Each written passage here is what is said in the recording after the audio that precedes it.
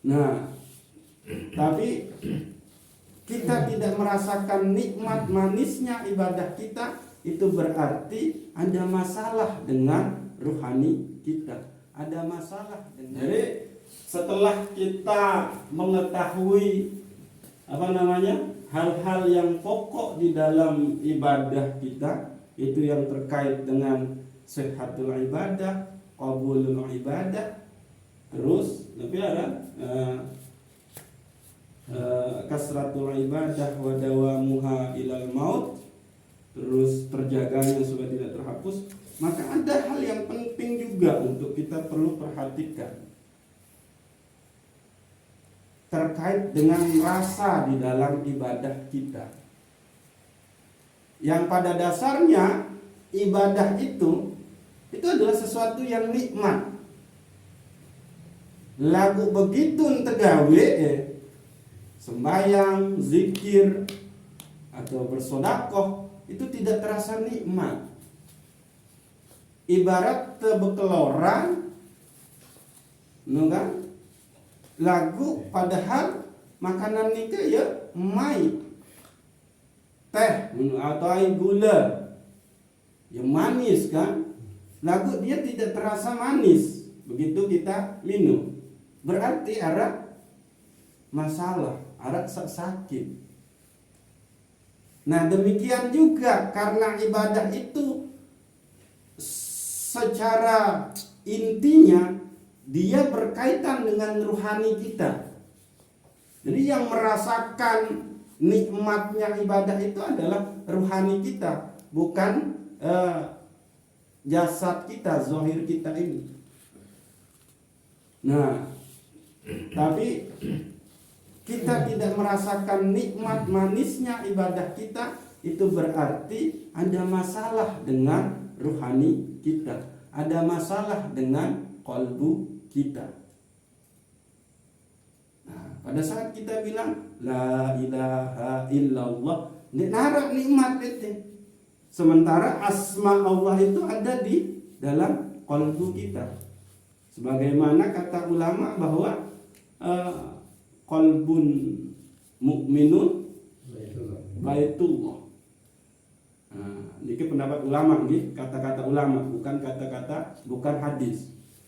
Bahwa hatinya seorang yang beriman itu adalah itu rumahnya Allah. Ada asma Allah di situ. Lalu begitu kita zikir, kita tidak merasakan nikmatnya menyebut nama yang begitu agung ini.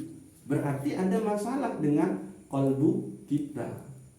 Nah, ini harus diketahui penyakit-penyakit yang membuat qalbu kita itu tidak bisa merasakan manisnya daripada ibadah kita. Maka pertama adalah hubbud dunya. Nah, niki cinta terhadap dunia. Nah, niki. Jadi itu yang sehingga Syekh Imam Ibnu Athaillah As-Sakandari mengatakan bahwa bagaimana cermin hatimu itu akan bercahaya kalau toh ternyata gambar-gambar dunia itu masih mengikutimu, masih ada di dalam qalbumu. Nah, itulah dia hubbud dunia. Kenapa hubbud dunia ini begitu berbahaya? Karena akan memunculkan penyakit-penyakit qalbu yang lain. Iri. Nah, itu. Iri itu berarti suuzon kepada Allah. Dia menganggap Allah itu telah salah mengirimkan rezeki. Nah, itu bahaya. Makanya orang yang hubbud dunia ama terus pikir, demit, nabi istilah. Nah, lalu kedua adalah yang menyebabkan ibadah kita tidak kita rasakan itu adalah kebencian, benci terhadap manusia.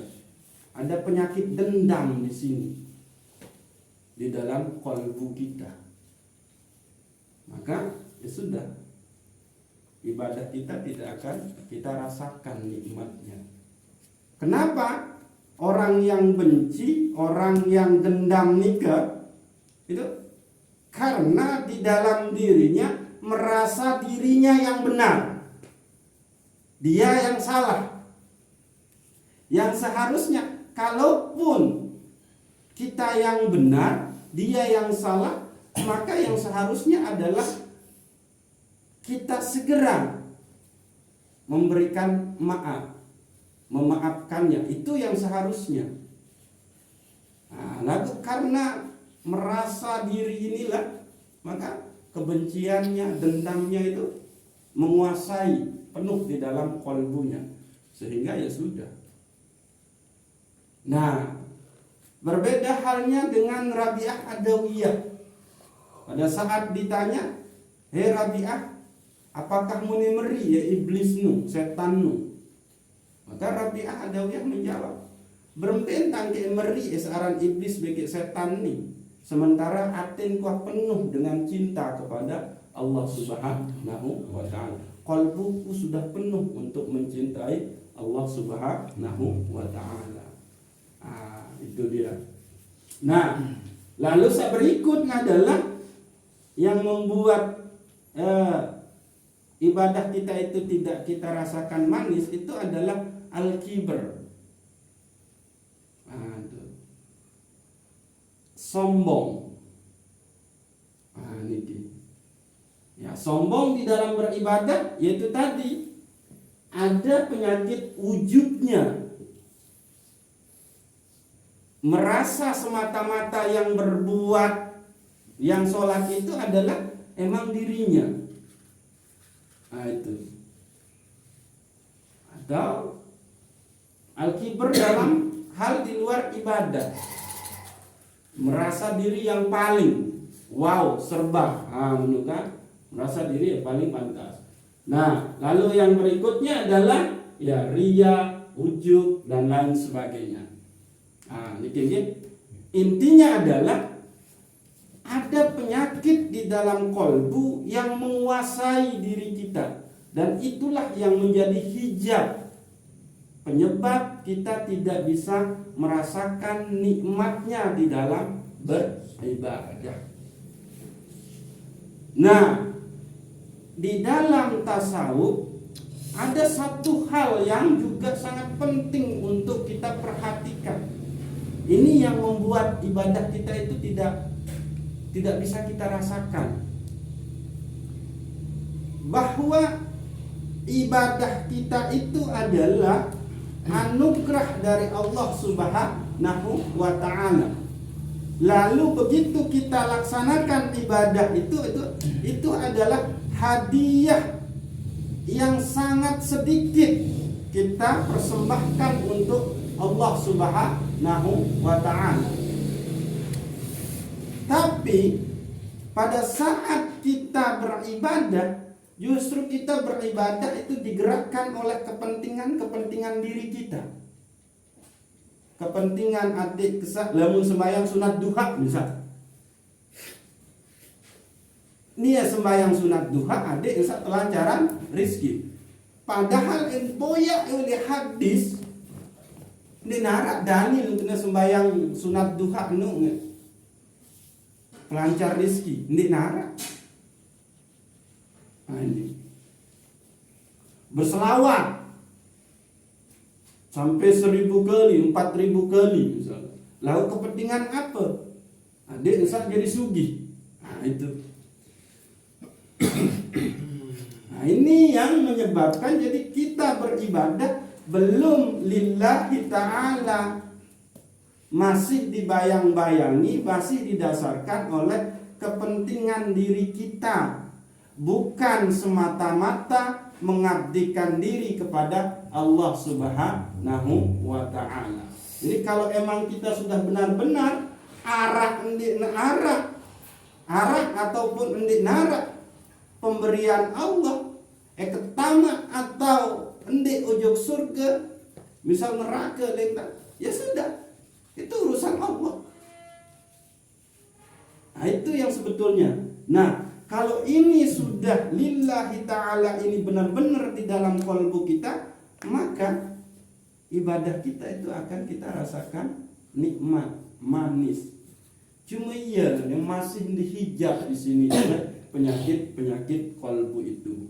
Nah, sehingga mulai makin coba muhasabah diri kita, napi penyakit searah oleh dalam diri kita, sehingga dendek cuma akhir jadi lelah doang tau ibadah, sehingga mentok oleh nu doang jum.